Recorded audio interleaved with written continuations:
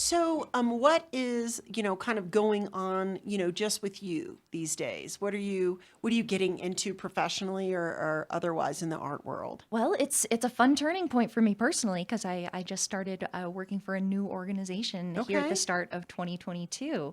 So I took over as the head of the Beevradenburg Foundation, Mm-hmm. which is an arts organization. It funds arts and culture activities around the Pikes Peak region, all the way from the eastern half of Teller County out to the plains of El Paso County Mm-hmm. and everything in between. And I'm really thrilled to be working in this position because it allows me to touch on all sorts of interesting cultural initiatives happening throughout the community, from dance and film to youth projects to spoken word poetry, all the way Wow. up to working with our region's most robust arts institutions like the Colorado Springs Philharmonic. Right. So, really giving them the concerted care and support that they need in order to thrive.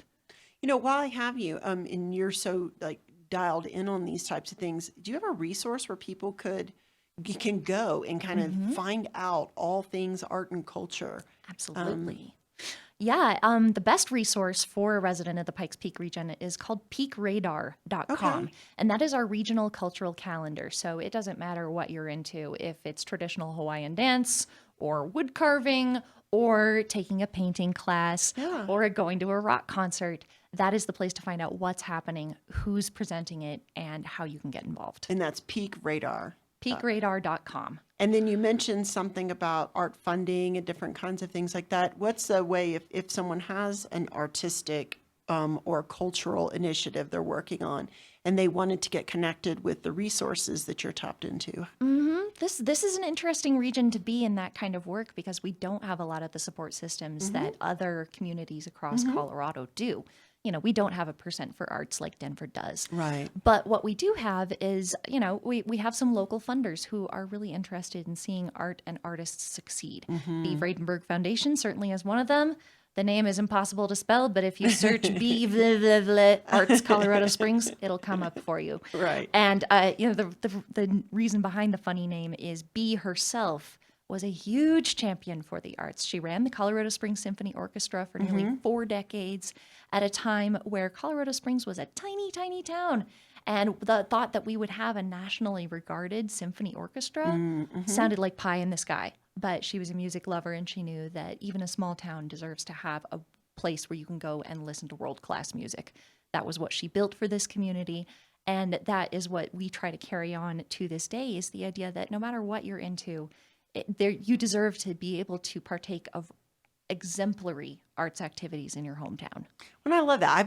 I've definitely always heard it told and subscribed to the notion that all great cities have to have a great library. But I think Mm. that's also another one of those aspects that I think can make, a city truly great. Mm-hmm. And I think if only we had an NFL team or an NBA team, we might not be more than a second city. But I'm going to cross my fingers and hold my breath for that one. Well, we have a soccer team and a great We downtown do stadium, now so we're have making we're making progress. great progress, and our law office is very close to where UCC, Colorado College just built its new hockey arena, which is Oh yeah, go fantastic. Tigers. Yeah, so we're like right all in the hub of it, and so we're super excited about what's happening downtown. Feels like there's good energy, doesn't it? It really does, and and it was even during the period of the COVID when everybody sort of pulled together to build shelters for people to still go downtown and eat. Mm-hmm. Yeah, I think it's all a part. I don't